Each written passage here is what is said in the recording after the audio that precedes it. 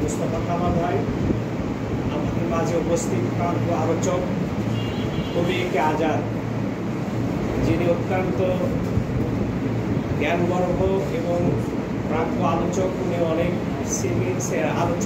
অনুষ্ঠানে উনি অনেক তাত্ত্বিক এবং অনেক ভালো আলোচনা করেন, আমাদের অনুষ্ঠানগুলোকে প্রাণবন্ত করেন। আজকেও তিনি আমাদের সামনে উপস্থাপন করেছেন আলোচনা। আমাদের প্রিয় হেদায়েত ভাই চলে গেলেন, উনিও মৌলিকের উপর গবেষণা করেছেন।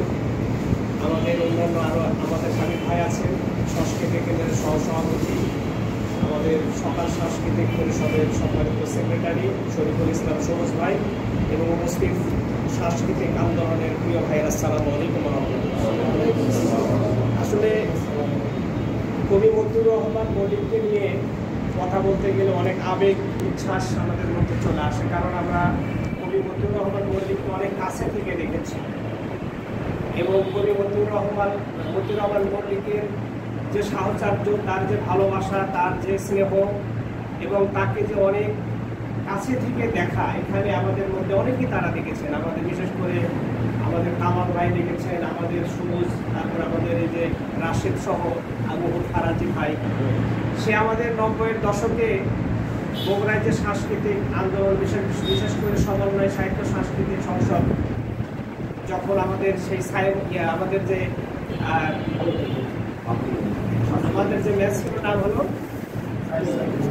সাইমন রাজ, সমন্বয়ের যে যাত্রা শুরু হয়েছিল, সেই আমাদের মাহফুজুর রহমান আকন্দ ভাইয়ের নেতৃত্বে বগুড়ায় যে সাংস্কৃতিক যে আন্দোলন শুরু হয়েছিল, এবং সেই প্রোগ্রামে আমরা মতিউর রহমান মল্লিককে বগুড়ায় অনেকবার নিয়ে এসেছিলাম।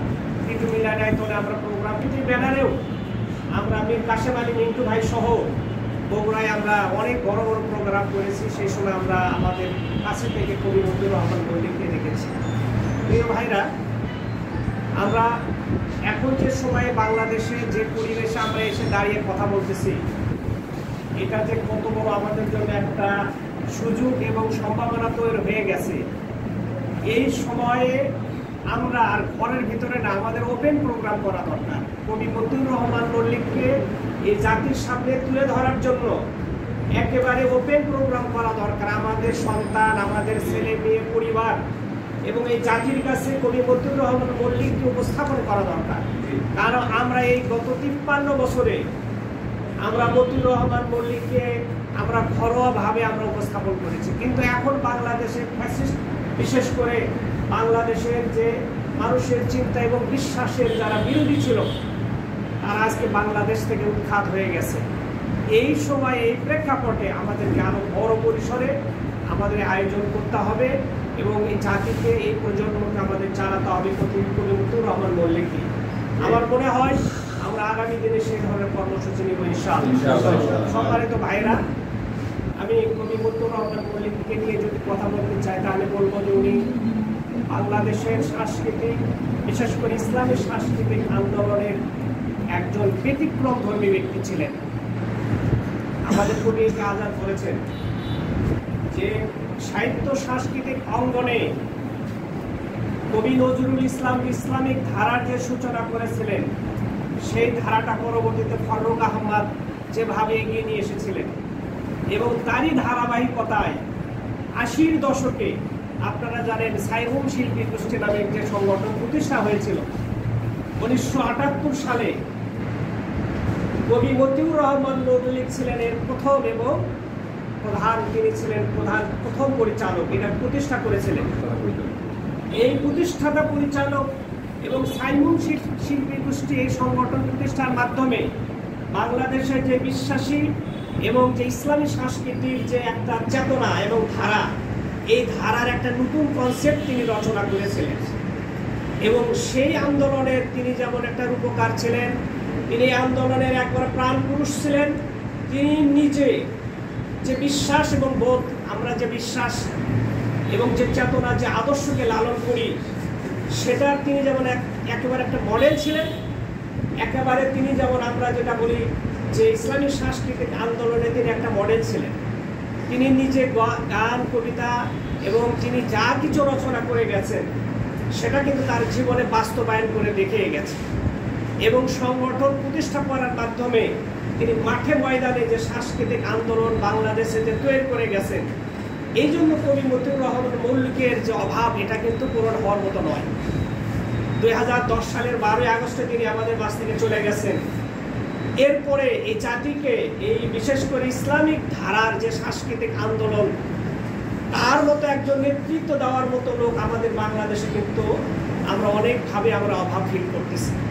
যদিও সেই অভাবটা কিছুটা হলেও মাহফুজুর রহমান আকন্দ সারা দেশে একটা নেতৃত্ব দেওয়ার চেষ্টা করতেছেন, কিন্তু কবি মতিউর রহমান মল্লিকের মতো একেবারে তিনি যে ইসলামিক ধারার, তিনি যে বিশ্বাসী কবি এবং বিশ্বাসী, যে তিনি যে ইসলামকে আদর্শ হিসাবে গ্রহণ করে তিনি তার গান, কবিতা এবং তার যা কিছু আছে সব কিছুতে তিনি যেমন ইসলামকে তিনি ধারণ করে তিনি যে আন্দোলনটা করেছিলেন এবং তিনি তার নিজের বাস্তব জীবনেও সেটা কিন্তু তিনি কি বলেন, মানে সেটাকে তিনি বাস্তবায়ন করে গেছেন। মানে আমরা অনেকেই বলি ইসলাম একটা, আমরা অনেকেই বলি বা ইসলামের যেটা মূল কথা, ইন্নামাল আমালু বিন্নিয়াত, মানে আপনি নিয়তের উপরেই সব কিছু নির্ভরশীল। আমরা যে বিশ্বাস, আমরা যে আদর্শ, যে চেতনাকে আমরা লালন করি, ইসলাম ভিত্তিক একটি সমাজ, ইসলাম ভিত্তিক একটি ন্যায় এবং ইনসাফ ভিত্তিক একটা সমাজ রাষ্ট্র প্রতিষ্ঠা করার যে স্বপ্ন, এটার জন্য যে একটা ইসলামিক সাংস্কৃতিক আন্দোলন, সেই আন্দোলন আমরা বাংলাদেশে পরিচালনা করতেছি। সেই আন্দোলনে একেবারে মতিউর রহমান মল্লিক নিজে তার মডেল ছিলেন।